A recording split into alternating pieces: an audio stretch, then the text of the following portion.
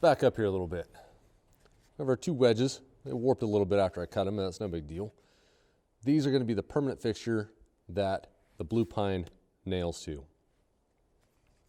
So we put them in there with some glue on them, and we wedge them down, and that force makes them really tight in there and holds them there, and the glue holds them there forever. So we make 2 wedges so that we can tap in on here, and it forces this one down. The typical force, since we cannot hold this wedge, we have no way to hold that wedge. Typically when you tap on it, the force is going to want to drag this wedge back through, which doesn't actually create any more force because it doesn't shrink up the gap, doesn't take up the gap up here. So we put this piece of wood in there that we can get a grasp on.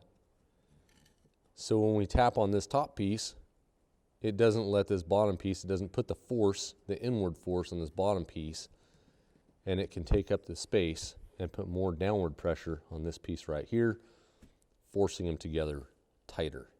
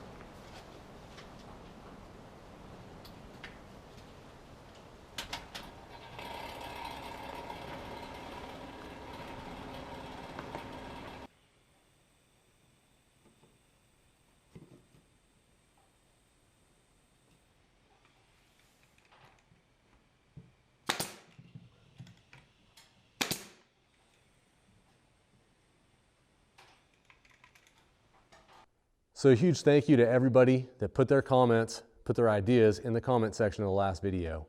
I read through all those comments. My wife was talking to me about an idea she had. I kind of took her idea and a piece of an idea in the comment section and put them together, and that's what I come up with.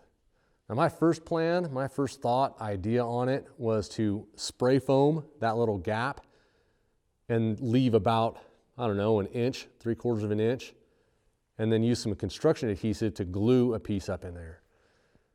But the problem with that is if you get that spray foam or the construction adhesive on any part of those beams that's going to show, you're never going to get it off. Another idea that I had tried was to take a piece of wood and toenail it with screws into that beam. Unfortunately, I don't have a bit that's long enough to get screws at a good enough angle to get into the beam, so I had no way of attaching a piece of wood to that beam.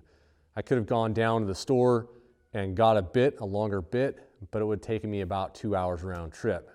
This idea worked out great.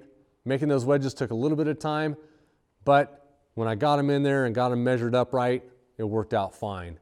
Let the glue dry for 24 hours before I brad nailed that piece of blue pine on top of them. It's not going anywhere. I was worried about the blue pine splitting when I brad nailed it, so this piece of blue pine is almost an inch thick. It's thicker than the other pieces, but you'll never notice because the sides are covered. If you feel like supporting the channel, we have Patreon and Subscribestar links in the description. We also have an Amazon affiliate link in the description. Click on that link, takes you to Amazon. Won't cost you a penny, but it gets us a slim percentage for being the ones that send you there. Until next time, go make something.